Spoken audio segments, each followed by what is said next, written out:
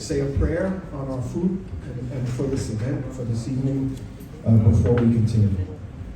So we bow down our heads, God, and we ask for your guidance and your blessings and your grace. We ask that you pray for us and our families and for all that we assist and that we help and we serve each and every day. We ask that you bless this food and bless the hands that prepared this food.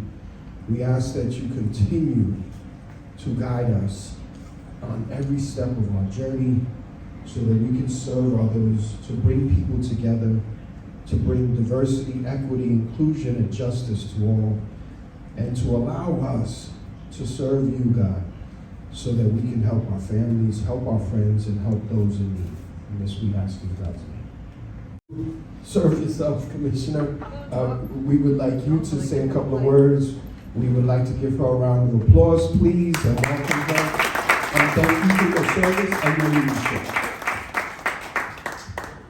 So, the interesting thing about Dr. Martin Luther King, people may not know, and actually, it's very important for people who come to the United States, right? Even born here, you don't know Black American history. So you don't know that in the first Blacks came into the United States enslaved around 1600, that we were enslaved for 400 years. And then in 1864, right, we were free. 1861, 1864. Some people didn't know for 2 years that they were free. Now the reason why that's important also is in 1868, I think it was the first civil rights legislation. 1868 that allowed Blacks to be free. But the interesting thing about that is, once Martin Luther King died, he was murdered, assassinated in 1963. In 1964, right, was the civil rights legislation that said that you cannot discriminate based upon race, creed, color. So everyone who came to the United States, right, all of us in this room, whether you come from India or Pakistan or wherever you come from, that 1964 civil rights legislation that got passed because he was assassinated gave you the right to sue if you were not treated equally. It allowed for your children to go to school, allowed for our children to be free in schools as much as possible, right?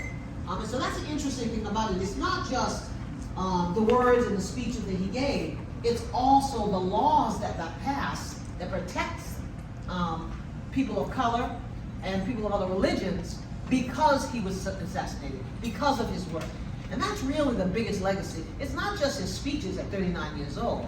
It's not just his assassination, right? Where the night before he died, he actually said, I see the promised land and I won't get there with you. But I have no fear because I've seen the mountaintop. And so the next day, he was assassinated. He predicted his own death the night before he was assassinated. And then in 64, the legislation gave us equality of religion, faith, race, creed, and color, where you could actually sue. Before that, you couldn't. There was no teeth to the law for equal rights. So from 400 years after Americans were enslaved, when we got free in 1864, right? From 19 up for another 100 years, we were in apartheid. So people don't realize Black Americans were in what was Martin Luther King fighting for? Nah, I want you to see that word segregation is kind of a nice word, but what we had was apartheid. We weren't allowed to go to the schools. We weren't allowed to go to the colleges. We weren't allowed to get law degrees. I wouldn't have been able to be a deputy police commissioner, right? We were on the back of the bus. We couldn't get the jobs we wanted, right? You couldn't be in the trades. We had apartheid in America when I was what? I was born in 1961. Black Americans were in apartheid when I was born. And the law didn't even change until I was 3 years old. And then we fought cases after Martin Luther King died until the early 1970s. 1979 was some of the